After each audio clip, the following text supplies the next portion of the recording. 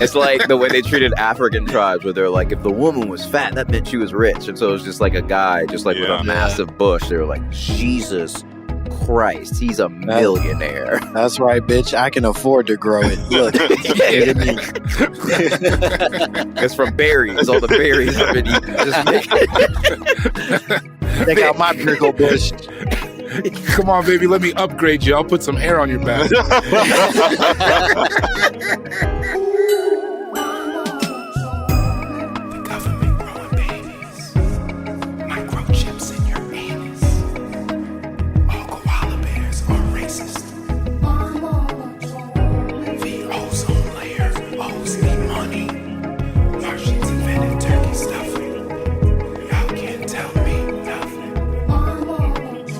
Well, you said you was gonna take me to see Wu-Tang Baby, so I braided my hair. You changed your mind and said we wasn't going, but my mama saw you there. Welcome, little mamas and Gentiles alike, to another phenomenal episode of My Mama Told Me.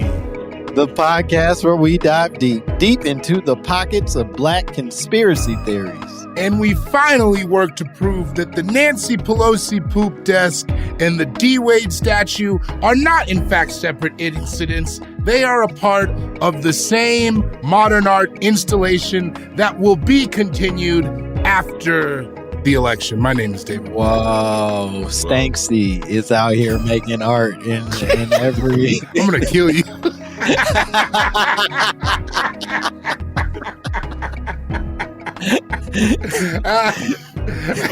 I can't believe another Stanksy popped up. That's so cool. Who is he? We don't know. It might be a group of stank-ass people. There's a group of Stanksies. That's what a lot of people say. It's not one guy. I'm Langston and Kerman. I love that. I love the idea that maybe this D. Wade statue is meant to be more than just a poorly constructed figure of him. It's bad. Here's what's crazy. I don't know if y'all saw this, and feel free to jump in, fellas. Okay, we have thoughts that we've been talking about this D. Wade statue, but yeah, let's get into it. You first. You guys first. I saw pictures and video of him yesterday, seeing the statue being made, which was devastating. I was like, oh, of course he has to play it cool because this shit sucks. But like, he helped make this bad statue. Sorry, Zay. I think my thing with a D. Wade statue, as many statues before it, is like, do any of them look good?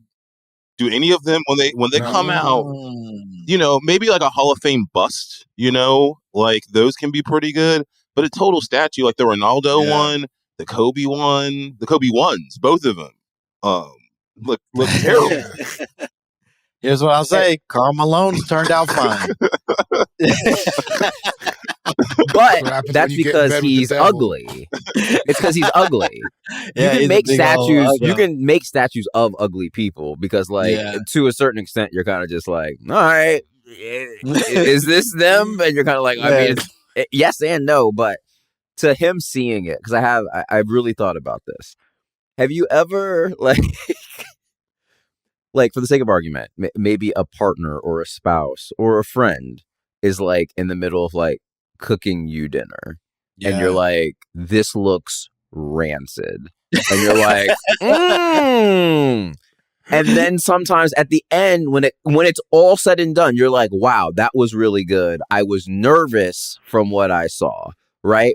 Or someone making a painting, whatever, and you're like, this looks terrible. And then I think he thought, there's no way this is the final face. Because what does the middle of a sculpture look like? I don't fucking know. Right. It's like loose. I don't know. He also probably had hips in the middle. Like, who knows? Right. He's so like, you got a nose and two eyes. That's cool, man. Right. Exactly. I think it was like one of those things that you see it and you're like, oh, wow, it's like, I think he saw it and was like, wow, eventually this is going to be me. But like, it turned out that it was like, nigga, this is you. Like, this is you.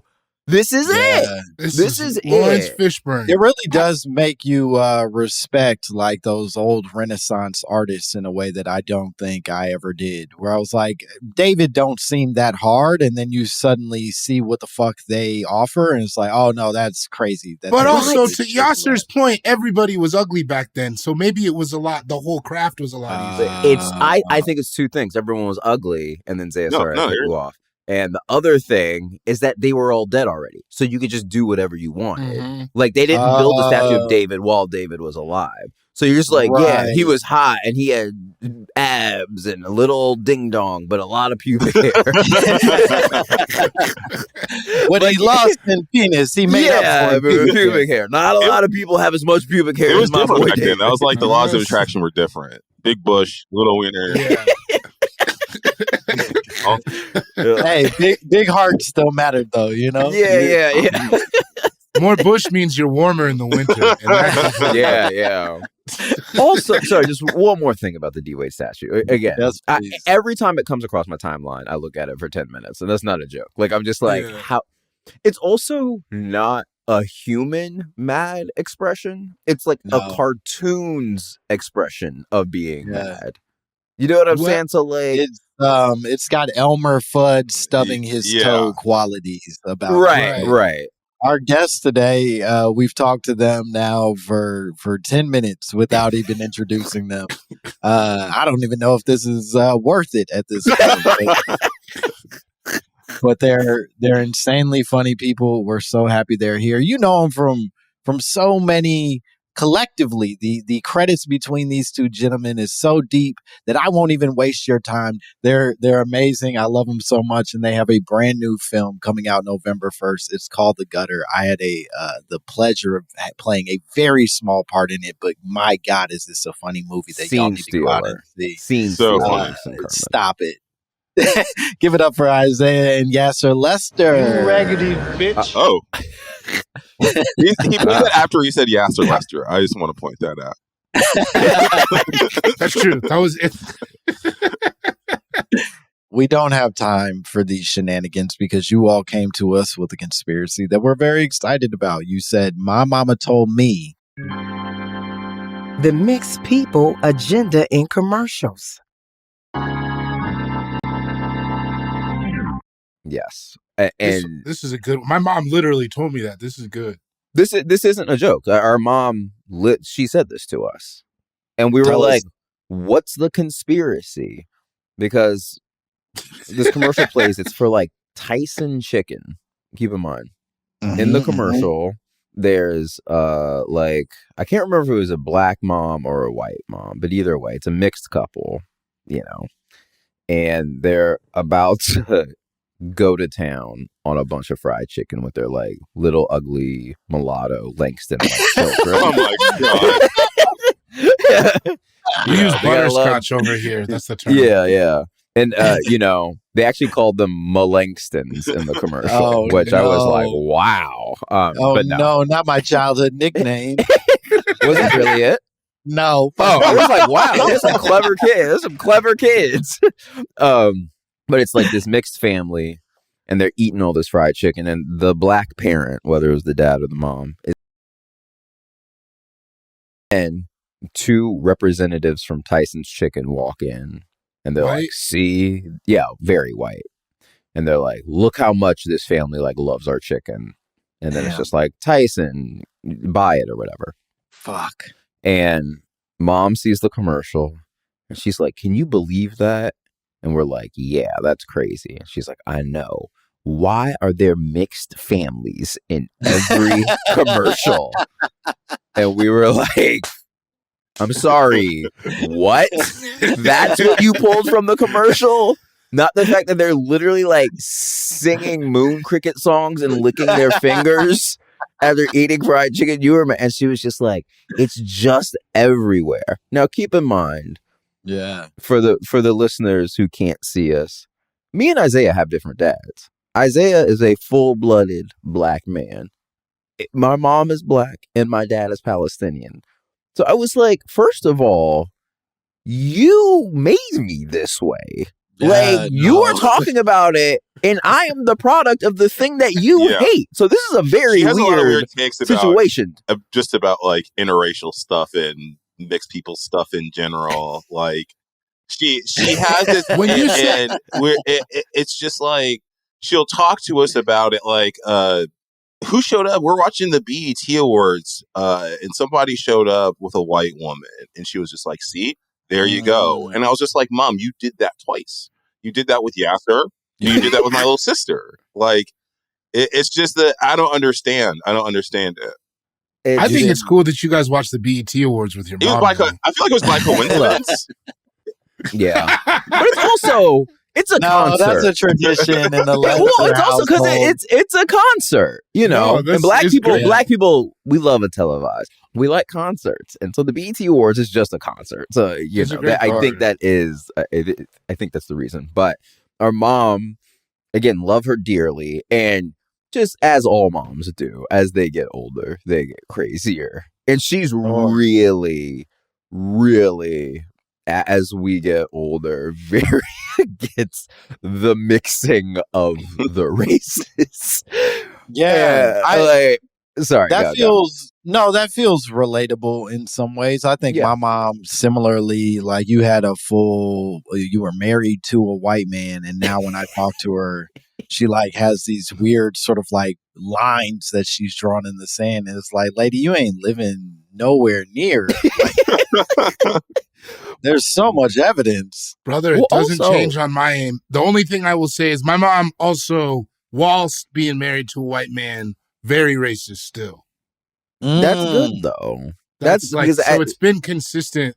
So she didn't change it up. It's like, because I was recently with my little brother who lives in Chinatown. Oh no! And I was like, "What's mom said about you living in Chinatown?"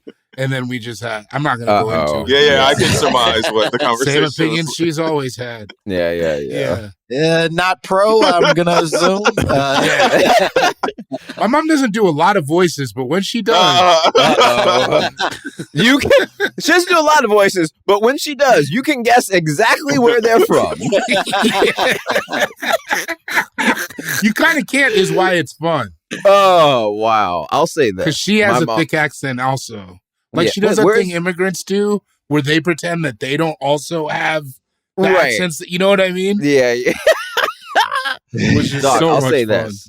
I have an ex, and for the sake of not hurting anyone's feelings, I won't say what ethnicity they were. But my mom was with my ex. They were on their own doing a thing, and my ex asked my mom, like, "Oh, how was like the laundromat?" And my mom said to my ex, like, "Oh my God, it was crawling with." And then she said, "Insert type of people." That type of people was my ex. And my mom forgot. And so I had to call my mom and was like, "Hey, could you not say the laundromat is crawling with X types of people?" And she was like, "I was so embarrassed when I said it, but I couldn't apologize, that would make it worse." And I was like, "What are you talking about? I actually think an apology makes things better." She was like, no. But didn't that same ex's aunt say a very racist thing to you? Like a slur? Yes. They said the interracial is complicated on all ends. But that's the thing. Like, and that's why I think maybe our moms get older, and because you just like, it's so hard navigating the waters. That like sometimes you just want to be around your own and be like, look, I want to call these people this word, and I don't want to have to worry about it. I do think it's the beauty of that's why Langston started this podcast. Kind of. You get to a certain age and you just want to be able to curate your relationships and not have to like work on yourself. And then it's the wackest thing that young people do is we go to our grandparents and we go, "Grandma, you can't talk like that. Those are Andrew." It's like, I survived. I did the impossible and made it to this ripe old age so that I could talk to 6 people that understand that when I say these bigoted words, it's okay because I'm cool. I'm chill. And I'm kind of funny. I'm also kind of funny. If you would let me talk how I talk, I'm hilarious. So just going back to her actual opinion on this thing. So To an extent. And Isaiah, tell me if you disagree, because this part we actually haven't talked about, and I do want your opinion on it. Oh, this is exciting. To an extent, I do think she has a point. Because there is an agenda a little bit, I think. Yeah, definitely. Right? I like that. And the problem is I think anytime you personally use the word agenda, you can't really back up what you're saying, because you've literally just put your emotions in the word agenda and just hope that people are going to be like, yeah. But when people go, what's the agenda? You kind of just have to jump off a bridge. Because like you can't answer it. You know what I'm saying? But agenda is never a warm, kind word. Right. Yeah. It always is coming with something salacious and negative. Yes. You are anti the mixed people if you are calling it an agenda in the first place. So, Zaya, do you think, as my brother, do you think there's an interracial agenda in commercials? Do you agree with me? I mean, I think I only do in the sense of like, it's all marketing. And I don't think they're marketing to interracial couples. I think they're marketing to white people who like to think they like the idea of an interracial couple. You know? So okay, exactly. So like it's still like them chasing the same dollar, but like Langston said, like now there is a group of people who will yell at their grandparents for saying something, and they want their money too. So that's what I think. Yeah, I think that's pretty insightful. I think it's probably. I don't think it's insightful. Sorry. I think it's probably a quick sidestep that they're like masking as like, oh, this is for the people we're trying to represent. And it's like, nah, this is for the same old 6 white people that we've been aiming at. But now we got to make it more specific for how they move. It's all about keeping the liberals happy, I think. Well, because, okay, like, I mean, like, Langston's in an interracial relationship, but not really, because they're the exact same mix. So, it's you like be careful, brother. It's like, well, I'm saying it's scientifically. My wife has been accused of being white so many times on the internet that I can't afford for any missteps here. It's also, I mean this sincerely, I genuinely want to know what type of white they think she is. Because I've seen her get called white online. And I'm like, I have never. And here's the thing. Nikki is beautiful, and I'm like, I've never seen any white. I haven't seen a white person who like literally lives under the sun be as caramel as her with as thick hair. You know what I'm saying? Like it's impossible. Yeah. So it's just very weird to me. I'm going to use this as a pull quote, and I don't have an answer for you, but I will put it up on her website. It's just very fun. The thing is that but I say all that to say, so. You know, you're not in an interracial relationship, but I guess genetically too, someone could make the argument. Yeah, 100%. Bori, are you in an interracial relationship? My girl is mixed, so that is interracial, right? Yes. Because I'm only black. Yes. She's mixed. I'm married within the devil's circle as well. You know? Isaiah, history says everyone has interracial relationships on their card in some way, shape, or form, right? Yeah. And so to the commercial of it all, my question becomes like, it actually, for me, does the opposite. I'm like, how dare you talk to me like I'm just some black gorilla chasing something outside of my race who wants to buy Honey Nut Cheerios. Like, I think I'd rather see like a bunch of black people buy Honey Nut Cheerios with food stamp cards and that be the commercial. I'm like, wow, they're talking to us. Am I wrong? Does anyone disagree? You lost me at the food stamps. You're crazy. You're crazy. You guys are crazy. Especially now because it's a card. You don't actually have like the food stamps. It's not the EBT card. I said food stamp card. I said food stamp card. It's a very distinctive card. I wish you though. It's not like people are like, are you going to pay on your Visa, Dr. Boy? It's still clearly. I actually haven't seen like a new EBT card. Like, what do they look like? So here's the thing: the like unemployment. Is it like built to embarrass you? Like it just doesn't. It's the same as the unemployment card, where it's like if you know what that is, right? Yeah, right. Well, I will say with the unemployment cards, the thing, because I had unemployment, years ago, and they still send you the new cards when they come out, which is nice. Oh, wow. But the original unemployment, when they were like, we're moving to Visa, the funniest thing that's ever happened is the card came. It just has numbers on it. It doesn't have a name. And then it was just a picture of the mountains. It didn't say Visa. It was literally just the mountains and then a bunch of numbers. Like, it was like one of those ones you get in the mail when they're like, Johnny P. Whiskers, you've won $1 million. And you're like, what? Yeah. It was like somehow worse than that. Bird on it. They look like a bird. What kind of bird? Look like the cards that you give little kids when you buy a fake cash register. For them. You know what I mean? Yes. Yeah, you're a big man. Look at you. Yeah. You're paying money. Groceries. Yeah. Oh, wow. Whiskers is your last name, huh? But anyway, so I don't even know what I was talking about. We need to take a break. When we come back, we're here. We're in it. We're going to take this very important break because we have tons of sponsors, mostly biracial ones, to support the podcast. And when we come back, we're going to talk more about these interracial folks in the commercials, more Isaiah Lester, more Yassir Lester, and more My Mama Told Me.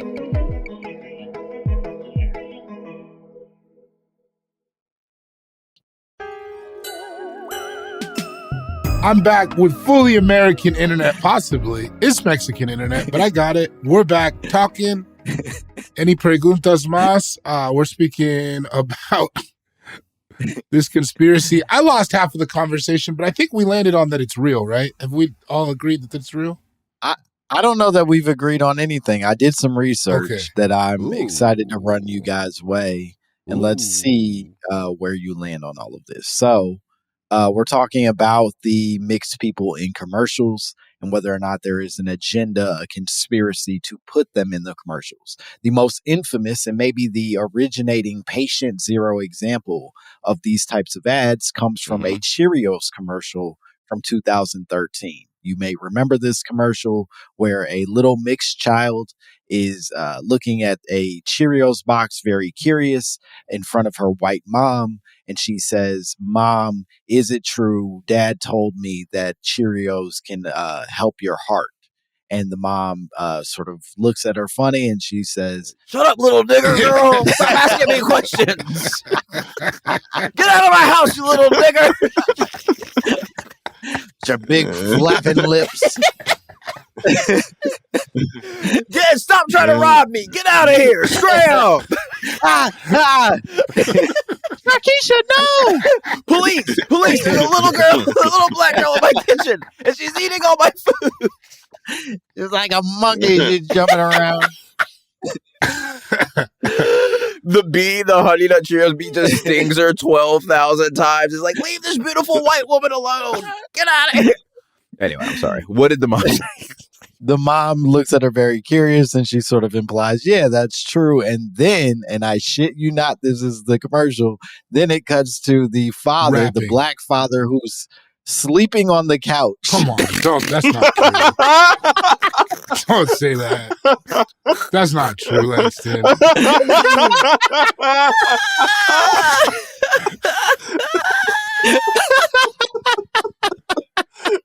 Oh my God.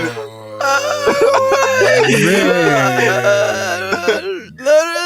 Oh, I do not remember that part. That is my boy is sleeping on the couch, getting a good daytime nap in, and then wakes up to the child pouring Cheerios on his chest because she does not quite understand that you eat the Cheerios to help his heart. Yeah, that's the black side. The black side didn't understand.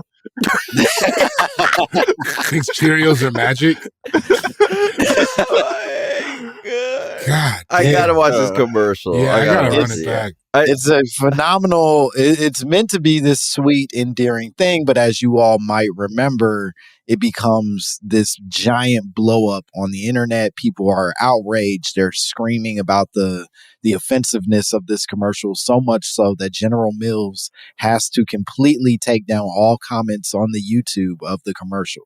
They no longer allow comments because of the vile things that people are saying. And even now there's like news clip after news clip, sometimes very long news clips of like the Today Show, Good Morning America, all trying to unpack the sort of salacious response that came from this Cheerios commercial. And then since then, there's been more, right? Because I have noticed, because I remember as a kid, that was the funny thing about commercials is they were not integrated at all. Like if it was toothpaste, like it's 5 black people using this toothpaste. No, you know what I mean? Yeah. So it's like, it felt like the final frontier in that way, where even less than interracial relationships on like sitcoms and stuff, you would not see them within commercials. Right. Well, because like, remember, I mean, you had, I know we're talking about the BET Awards earlier, but it's like, you had your BET version of Tide, where they're like, I done goddamn barbecue sauce all over my chitlin apron. And you're like, what? And then you would have the white Tide commercial, and they're like, hello, I speak English, and I love watching my clothes. My kids always get messy during soccer.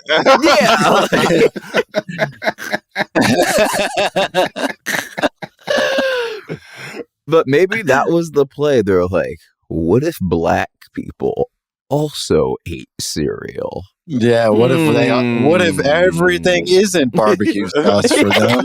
What if they have other stains? The boardroom is like, you're mad. No. You're never going to make it in this town, Isaac. Yeah. He's like, I swear they love Alfredo too. No, they don't. They put cream only in one thing. Are women. But like even like the KFC ads too, like the black ones would be like they're in KFC with nowhere to go eating that chicken. And white people would be outside at a picnic on like a beautiful day, you know, like some sort of family gathering. Yeah. It's crazy. On the go. I'm so happy you said that because I never thought about it, but that take-home bucket was only for the white commercials. Yeah. It was never a take-home bucket for black people. You're saying it's literally in the name. They're like, black people don't have homes. Where can they take this chicken? To their apartments? They just need something to eat before they catch the bus. So... They eat chicken, they ask us for the bathroom code, and then they go about their business. They break out they break out a pen and a pen top. They drum on the table. They're such a musical people. You know, that's why they're called drumsticks. They couldn't stop playing music with the chicken legs. You ever heard a black man play the grinding beat with 2 drumsticks? Now, here's where I'm going to stop you. Yes, I have. And it is still good. It's still pretty good. So where I think this becomes fascinating for me is that after all this pushback, the chairman of General Mills comes forward and claims that they only were doing this because they wanted to reflect a true American family. And this is where I start to call bullshit, right? Because they believe, or at least they want us to believe, and I know at the end of this, they knew that this was a controversial decision, right? This wasn't just them reflecting people back to themselves. They knew that this was going to create massive backlash, and they did that fully understanding that meant that this little black child with curly hair is going to get cussed the fuck out for generations because of them putting her in this commercial. They didn't give a fuck about the people they're representing in any way. And she became Kalani. the very famous singer, Kalani. And we'll leave it to you to decide if she's doing well. I don't know.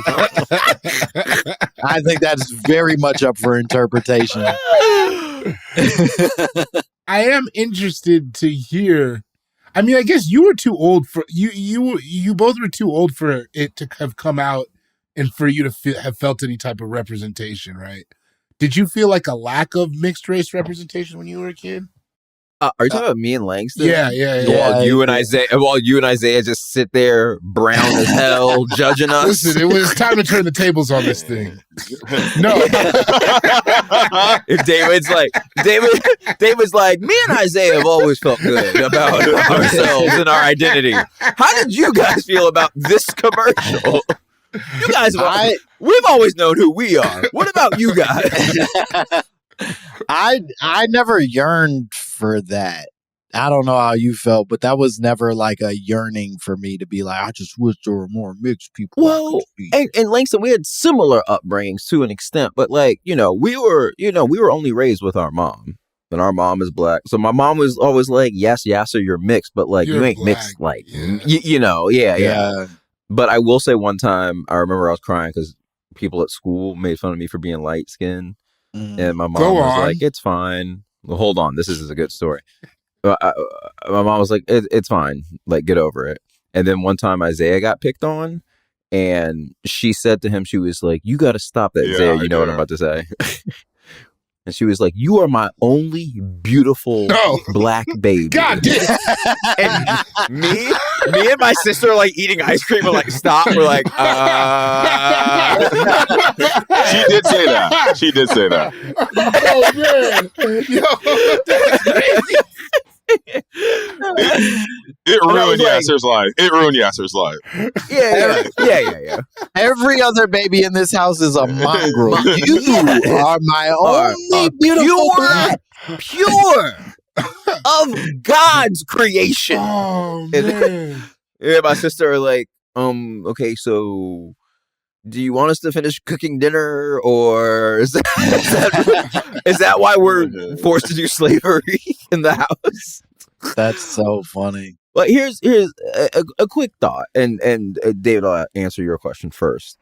Like, I mean this sincerely. Like, representation doesn't matter because, to an extent, being mixed is a curse, and I think everyone knows that. Yeah, like, it's just like no pushback here. Like, exactly. You know what I'm saying? Like, because like when you're mixed and think you're cool, that is crazy.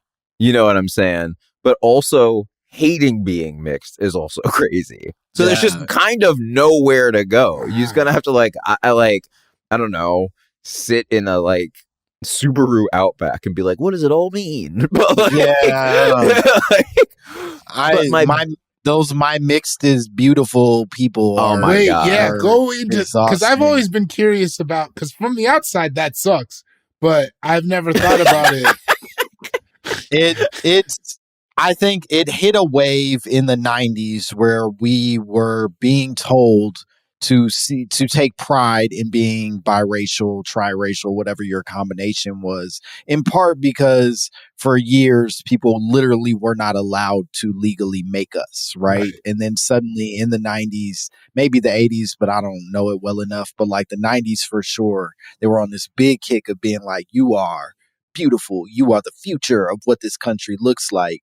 And then I think like 6 niggas took it too far and everybody got real fed up real fast with that vibe. And so as a kid growing up in the 90s, but then the 2000s, I learned pretty quickly, like, oh, you got to chill. You don't get to, you don't get to put on a cape with this shit. You got to just relax. You're like the bisexual of races. Yeah, kind of. Everyone just hates your guts. Yeah, nobody really believes it. Yeah. Oh man.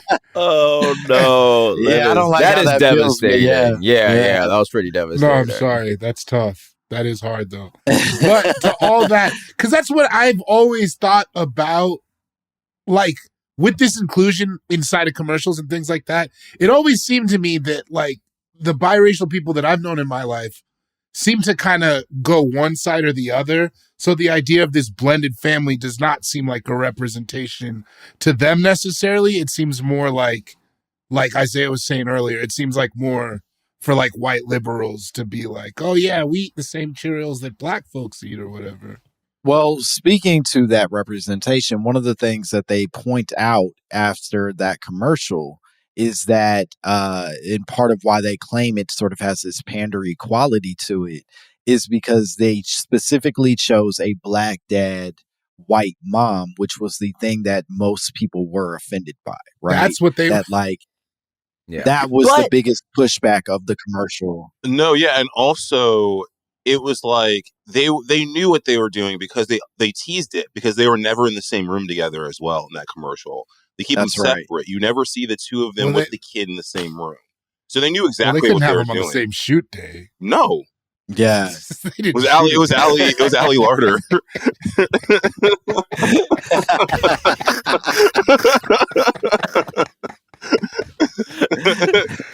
That is so funny. She had that white actress in the commercial. She had the same stipulation that Janet Jackson had for Poetic Justice. She's like, the actor has to have an AIDS test. He could have AIDS. Remember Janet Jackson made Tupac get an AIDS test? Yeah. But okay, so I just have one quick thing on the same topic before we move over. Along with culturally, like the race mixing conversation that commercial brought, I actually think it opened the floodgates to every weird commercial we have now. Like, do you see that? Like, and it's been memed online to hell, but that like Louisiana, like politician guy who has that commercial where he's like, if you want to defund the cops next time you're in trouble, call a crackhead. And it's buddy, do we know it? We play that drop almost every episode. Okay, yes. So look, if you hate cops just because they're cops, the next time you get in trouble, call a crackhead. But my point is that the Cheerios commercial made it, I believe, that you could bring to advertising a vitriol that had never been seen before. You know what I mean? Because even the like say no to drugs commercials were like talked about in the way that it was like, yes, the drug dealer is always black, right? And the victim is always white and like their brain is on drugs and it's an egg. But like when it's black people getting hooked to drugs, they like, have like a crack pipe up their butt. And you're like, we don't even smoke crack like that. But I do think weirdly the integration of the Cheerios commercial open the floodgates for, and this may not go over too well, but I do think that like white minds and black minds should be kept segregated a little bit because when you try to mix the cultures too much, especially for stuff like advertising, we do think differently about certain things. And if you're trying to hit all four quadrants, it's gonna go bad. Like black people, there are certain things that we will laugh at that we're like, come on, man, you can't take that seriously. And you'll look and it'll be like a whole Instagram account making fun of like R. Kelly victims. And they'll be like, come on, man, just chill. It's just a joke. And you're like, it's not a great joke. You know what I'm saying? But I say all that to say, and that's clearly the most extreme version. But I do think that like once that commercial hit and people could really attack it, people were like, oh, we need to make advertisement that like hits hard and crazy and will get people talking. And like now every commercial is crazy. That's true. You see those Biktarvy commercials? Oh yeah. There's like 8 types. There's like 80 different types of people. Who's getting AIDS? I can't even tell. Wait, is Biktarvy AIDS? I don't think I knew. And the commercials, David's right. The commercials are wild. And it's supposed to be like, it's like, I don't care. Basketball. Yeah, it's like, I don't care what your sexual preference is, but there are too many ugly people who are together in those commercials. It is crazy. Is Biktarvy the one, I point this out to Chelsea every time. In the Biktarvy commercial, there's like 12 different couples that are like taking this medication. But there's like one big black lady who's just alone and also has AIDS or like HIV or whatever. Is that Biktarvy? And I was like, damn, they gave everyone a partner except for the kind of bigger black lady. She just happened to get it on her own. The one time. It was the one time. Just smashing. Yeah, the one time. Everyone else is just smashing their partner repeatedly, being like, I don't care if I get sick. But she's just like, here I am at a book reading alone, HIV positive. Dude, her boyfriend gave her AIDS. So it's like he's not going to be there. He's not invited to the book thing. Yeah. That's fair. And that's reasonable. Okay. Maybe I'm looking at it the wrong way and she dumped him versus like I think that's where she got the AIDS. That would be my guess.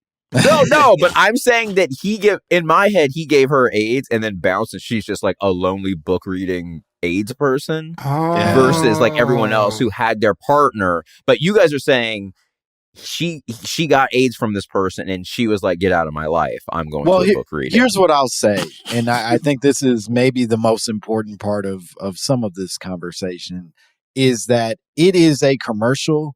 Y'all made this up. You don't have to make it sad. Yeah.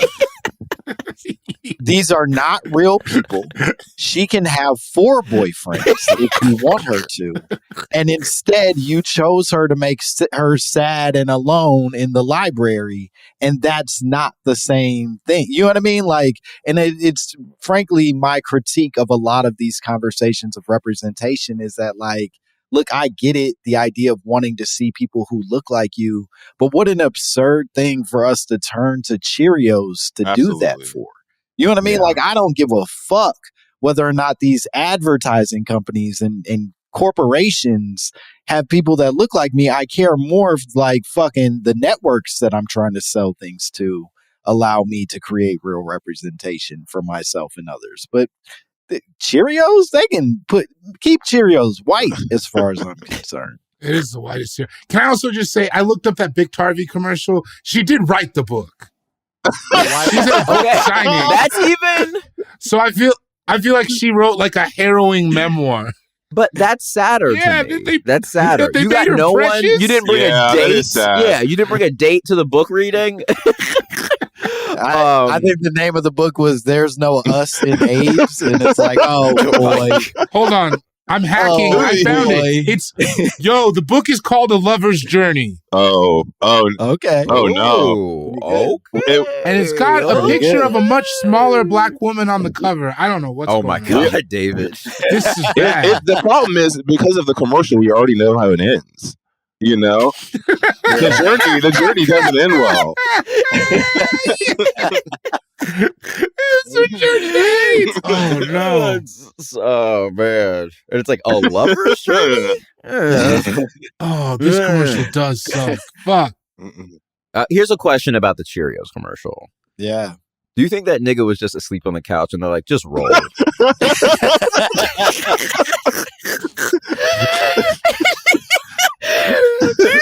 He's like, I'm gonna go chill over here. You guys let me know when I'm ready.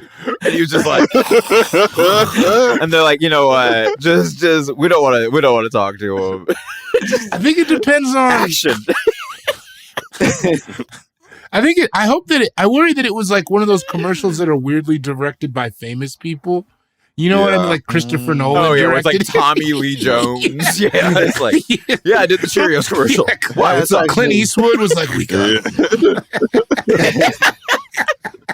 it. Oh, God. Yeah, here's the other piece that I'll tell you that I think only supports what we're already, I guess, starting to say. And so the Cheerios commercial happens, and there's obviously this massive pushback. But in fact, the years that have followed, more than 70% of the ads featuring interracial couples have featured a black mom and a white dad combo, even though, and you all know this, that is by far the least statistically likely combo of those options. Yeah. That is black women find white men to be snot-covered, repulsive demons. They hate them. So anytime you see it in commercials, you're like, this is impossible. This is impossible. Black women don't even like black dudes who have heard of like All-American Rejects.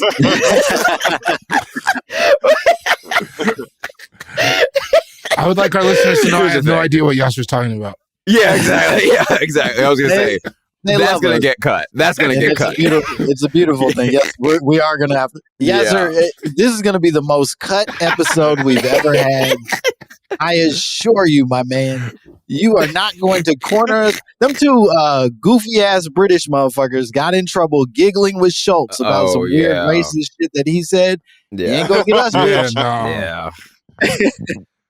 This Biktarvy commercial's only got 29,000 views. But like, That what sick bastard sees that on TV and it's like, I'm gonna look that shit up on YouTube after or comment on it. Yeah. No worries. Who's the guy who goes to the Biktarvy YouTube to say, someone find this beat, please? You said someone find this beat? Yeah. Oh my God. I got 16K for the freestyle.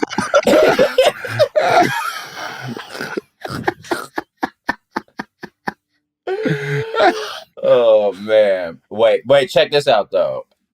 You do a remix of the song over that beat and you call it Biktarvy. There we go. Okay. They got the blicky. That's why he's making blicky. money. Also, I want to say there is one reply. There is one reply to that comment that says, "That's the only reason I'm on here."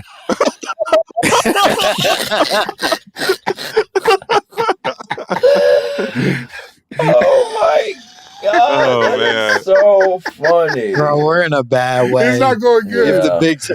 If the Biktarvy beat is making you scour the internet, you're doing bad, bro. It's so funny to see a bunch of people with AIDS and being like, that beat is so hard. Damn, I feel for you for being sick and having AIDS. That beat goes harder than AIDS in your body.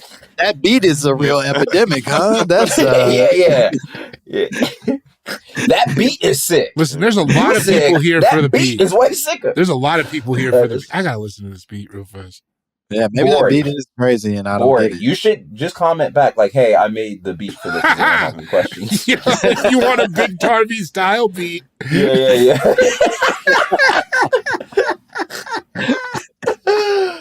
Oh, that is okay. We need to take a break. We're gonna come back with more Yassir Lester, more Isaiah Lester, more My Mama Told Me.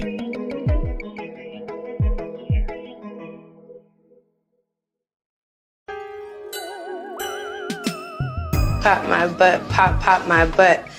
Pop my butt, pop my butt. Do you know what pop my butt meant to Harriet Tubman? Do you know what that meant? It meant a whip.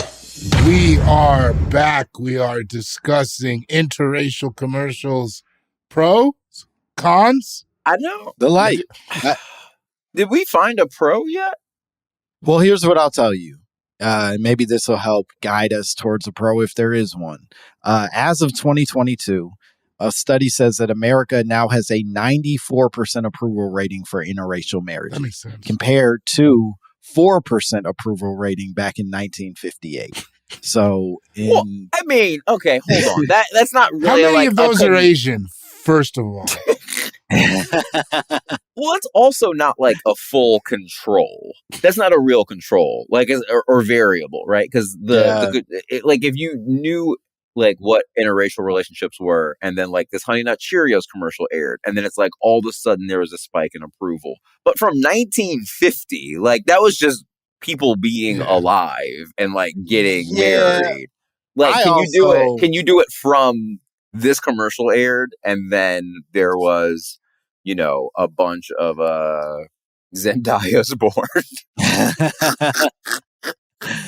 I will also say I don't believe 94% approve. I think 94% approve in concept, and they approve for specific races that they have in mind. But that's what I was saying. I don't think they're like 94% of men could marry my white child and I'll be fine with that. It does not matter one way or the other. They're like, nah, as long as they don't look like my worst nightmare. Then I think it's begrudging too. Work. It's like, well, Shayla married Marcus and he's okay, so I guess I'm all right with it. It's not like they are I love it. Yeah, it's less approval and more tolerance. Like more like Marcus is killing it on our family fantasy football team, so I guess. Well, can I weirdly talk about pornography for a second? Please. More often than not, that's the correct way to go. First of all, I love it. The end. I'm just kidding. But like amongst white men, the number one viewed pornography like genre is like black dude smashing my like white wife. So it's interesting because public facing, they are terrified of black dudes and they're like, you can't marry my daughter or whatever, a la what we're all saying. But then in secret, they're all just like essentially sending like those Vince McMahon texts to their wife being like, wouldn't it be interesting if there were 4 black guys and the black guys were doing this while they were black and you were white? I mean, I'd argue you can still be afraid of black guys and do that. But that's all. But I mean, that's what taboo is in general, right? The idea of like something that you should not be doing and now you're doing it. So that's what I find to be the most interesting is that like their most hated thing is also like their biggest like, turn on. I mean, to what you were saying earlier, I think we should map the pornography videos from when that commercial came out till now. I think that's a much better because I didn't used to see all that cuckold shit when I was on the internet in high school. I'll tell you that. Yeah, it's really like taking a turn where it's just like black guy with Cheerios asleep on the couch smashes white wife. Cheerio covered mandingo has sex with a white wife. But I will say it's just like fetishization, right? Which has been around forever. And I think it's a separator, because they're like, this is the weird, kinky, whatever thing I'm into. But this guy could marry my daughter are 2 very different things. One is a TV show and the other one is like their life. Right. Yeah, I think the activation of it versus like this Family Feud ass survey of it are very different experiences. And so I'm real into a lot of shit I say until it becomes my lived experience and then I'm like, I don't think this should exist. I don't believe in this at all. This is wrong. This is a sin. This feels like a very dark turn you're about to take. Yeah, I really want to. No, I'm not going to. I'm not going to give a single example, but just know I'm more bigoted than you think I am. How about that? How about that? Turns out these colors don't bleed. I'm going to say this. Now, a lot of people have been talking about who is allowed in sports, and I'm going to say it. Robots shouldn't be in sports. Okay. Sports, robots, sex, the kitchen. Keep them out of sports. Keep robots out of sports. Keep them out of the bedroom. Keep those big black robots out of all the places that you fought so hard to put women. Take robots out of there. That's what I said. Yep. I don't want to see a damn Tesla robot near my family. And you know what I don't want to see is any more goddamn robot movies. That's what I will say. I saw that wild robot movie. Fuck that. I didn't like that shit. Yeah. The whole point of the movie was robots can be your family. Also, robots can actually be defeated. That was the whole point of the fucking movie. Also, why was San Francisco underwater? That doesn't seem like some kind of signaling. Got real dark skin at the end of this podcast. Yeah, you were in a bad way when you saw that. It pissed me off. It made me really angry. That's the whole point of the movie. Is like, it's okay if robots are in your family. That's weird. That is fucking weird. That is dark. Yeah, it's not good. Yeah. But I mean, like, there's no difference between a robot being in your family or a mixed person, honestly. Brother, you said I would say the robot has more heart. I would argue that. It has more soul. At least it can think. The robot wasn't a mistake. Think logically. The robot isn't crying in the mirror saying, "Which community am I?" What? It knows it's a damn robot.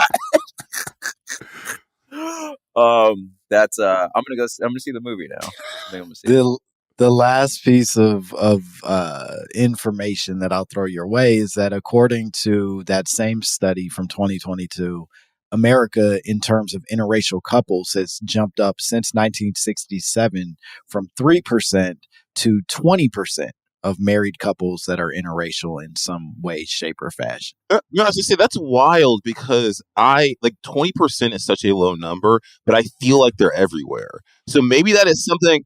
Yeah, maybe it has something to say about the feeling we're having about the Cheerios commercial, the shock over it is that And I know it's different. I live in New York, but I feel like everywhere I go, there's a white guy and an Asian girlfriend. You know, like so. Yeah. I think they seem to be everywhere because it's like the overwhelming majority is not that. So it's like if it's 2 out of 10, you know what I mean? That can feel like everywhere if the other 8 out of 10 aren't that. You know what I mean? Yeah. I will also say that's got to be a coastal experience, probably. That's very different from what you see in, fucking Nebraska. Upstate. But I mean, like, even being in upstate New York, like me and Chelsea will walk around sometimes like, I don't know about this. And then you'll see then you'll just see another mixed couple and you're like, okay, like they look way more mixed than us. Like someone, like, get them. But that's also, like, I think that also speaks to New York. I think that also speaks to New York. You know what I mean? Yeah. But I'll also say this, like, that number, Langston, that you put out is also a little bit hard to digest. Because again, it was just illegal for a long time. You know what I'm saying? Right. I'm sure there are more weed smokers now on survey that are like, yes, I smoke weed, versus like, 1950. They're like, oh, no. You mean jazz cigarettes? No way, not me. Like, white girls? What do you mean? Do crystal meth? Yeah. I do crystal meth and clean my living room like a normal housewife. You know what I mean? Like, and now there's like, I don't know. It's all very interesting. Sorry, I do think, to your point, it's very hard to pin down how much of these commercials are responsible.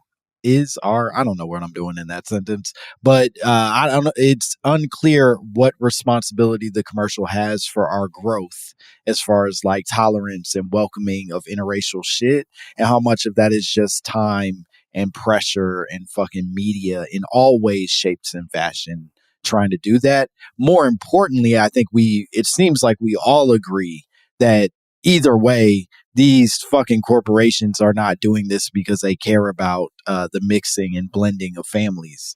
They're strictly doing it to play to an audience, and it depends which audience they decide. But I would argue it's not even to an audience. It's about like, I think that like 2013 is also like, you can probably not say the first year of like huge clicks and views, because YouTube existed and all that stuff. So that's not what I'm saying. Mm-hmm. But they knew what they were doing in the sense it's like, it's like they knew what the reception was going to be. And so like, you have to think that like, did Cheerios know like, hey, people ain't eating us as much? Like, put sleepy Jim on the couch and let's see what happens. Because you know who hasn't gotten interracial? Fruity Pebbles. You know what I mean?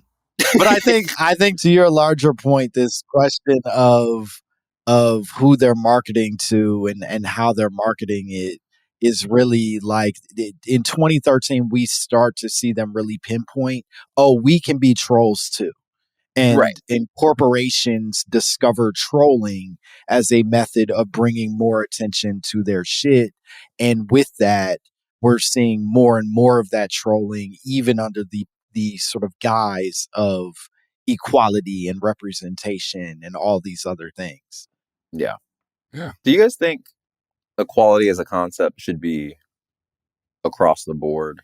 Like, I feel like we should be equal. Like, I feel like black people should be ahead in things and like white people should not be. And then maybe white people should be ahead in like some things and black people not. Like, okay, like example, like clearly no equality in sports. Like black people first, white people second. Like, we've kind of societally decided that, but we've never actually said it, right?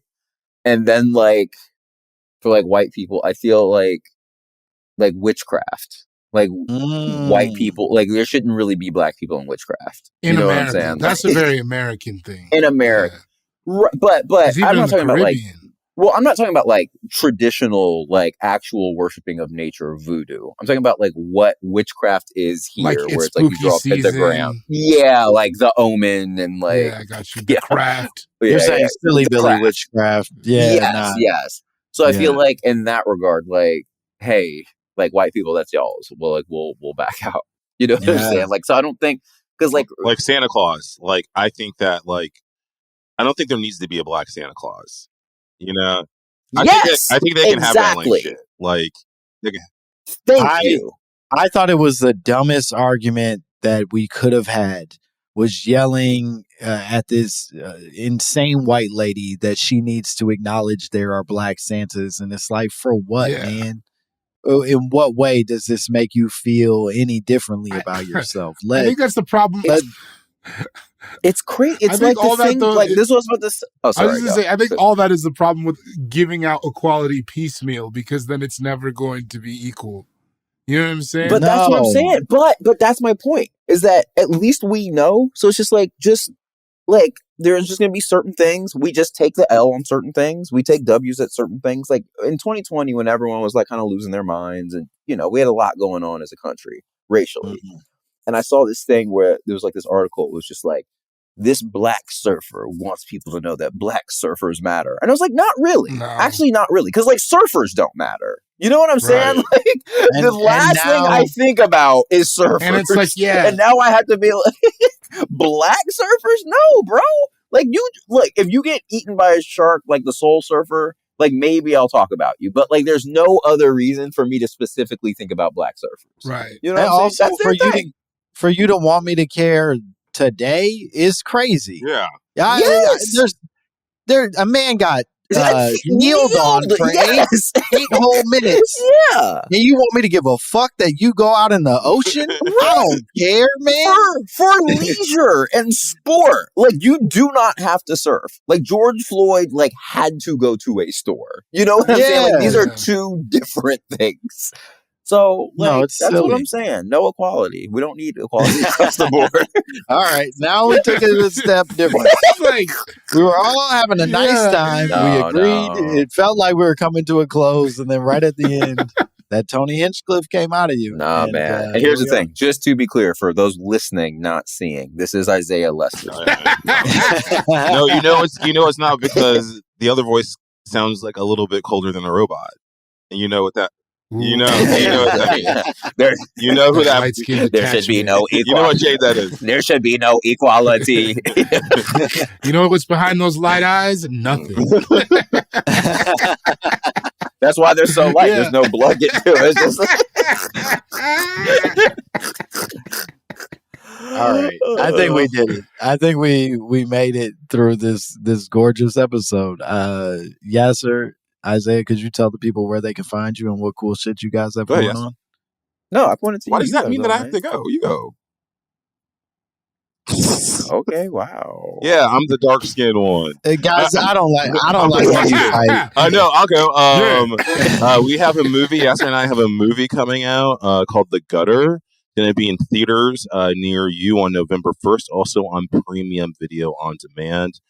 If you want to find me, I'm on Instagram at Isaiah Lester Films, and I'm on Twitter, though I only post about trading cards on Twitter, at I'm a Model Boys. Yeah. My name is Yassir Lester. You can find me on Instagram at Yassir_Lester. Again, like Isaiah said, we have a film coming out with the very funny Langston Kerman in it. Tell them everybody else who's in it, because you guys got some goddamn stars in this thing. All right. Shamik Moore, Darcy Carden, Susan Sarandon, Paul Reiser, Isaiah, correct? Kim Fields, Jack A. Harry. Kim Fields, Jack A. Harry, Will Battle, Adam Paul Brody. Scheer, Adam Brody, Adam Pally, Monique Gall, Tony Baker, Nelson Franklin, Tony Baker, Georgia Meshach, DC Irvin, Earthquake. Earthquake in it? Earthquake, yeah. God, I mean, like, it's hard, and I'm not saying just because like I'm forgetful. There's just too many people in it, you know. So Jay Ellis, big old sexy ass in there. Yeah, Jay Ellis is there. I already said that, but you weren't listening to me. No big deal. All right, no big deal. No big deal. But no, it's truly, and Isaiah said this before, so I'll just reiterate. But like, it's truly like a family and friend affair. Like, anyone that was even near us during filming that we could be like, hey, do you have 6 hours to spare today? And you know, we think people just really resonate with the fact that, like, I don't want to make this philosophical, but what I will say is that there are not a lot of true comedies out there right now that are trying to be broad for the people, right? The types of comedies that are out right now are either like, you can't say anything anymore. Like, that's why we're going to call gay people this. And you're like, that's not really funny, you know? Or it's just dorks not being funny because they're afraid to be funny because they think it'll make them look goofy. And they have like weird traumatic high school like scars of like, oh, the cool people laughed at Happy Gilmore, so I won't like that. I'll only watch art house, you know, French films. Those will make me laugh. There's a movie for everybody. You just go in and you have a good time and you bounce. And that's it. Like, there's no greater message we're saying than other than just have fun with it. And I think that, like, I wrote something very dumb. I think my brother, Isaiah, knew to elevate it. And, like, we're just trying to entertain people, you know. We do say vote for Donald Trump at the beginning of the movie and at the end. But other than that, there's real no political slant.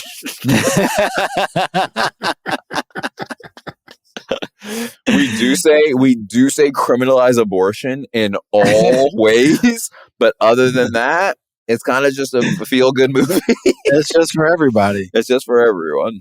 Well, please go watch the film wherever you in theaters, in your homes. It's all available. Bori, what you got? Patreon.com/David Borie, GBORIE. Get my special Birth of a Nation, and then come see us on tour. That's it. By the way, the very funny Birth of a Nation. Thank you. I don't know. I haven't really spoken to you since then, but so funny. Appreciate it. And Langston, what was yours? No. Oh no! No. Hold on. English Teachers, the show, bad poetry. Yep. Okay. Yeah. Honestly, that would have felt better if you did a bit after it, but instead it was just you trying to recall a thing that you didn't have to recall. No, but I did recall it, and B, you're on like 40 things. I'm sorry, I can't keep track. Can't keep track of old Langston. All I ask of my friends is that they keep track of everything I'm doing, but that's okay. I'll tell you. You can follow me at Langston Kerman on all social media platforms. You can watch my special on Netflix. It's called Bad Poetry. You can watch English Teacher. It's all on FX now.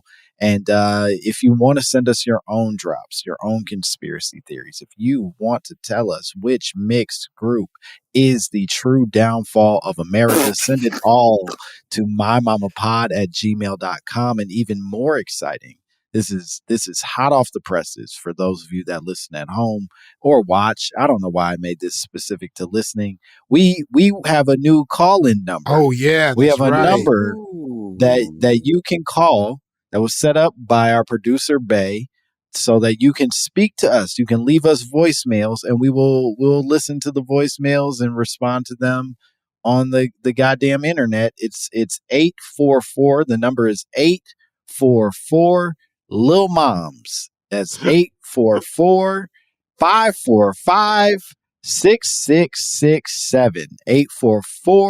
844-545-6667. Please call us. We want to hear your conspiracy Call in, get theories. nasty. Get nasty on the phone. there.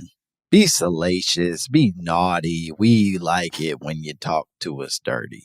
As always, like, subscribe, rate, review, rotate that thing. All right. Bye, bitch. My Mama Told Me is a production of Will Ferrell's Big Money Players Network and iHeart Podcasts. Created and hosted by Langston Kerman. Co-hosted by David Borie. Executive produced by Will Ferrell, Hansani, and Olivia Aguilar. Co-produced by Bay Wang.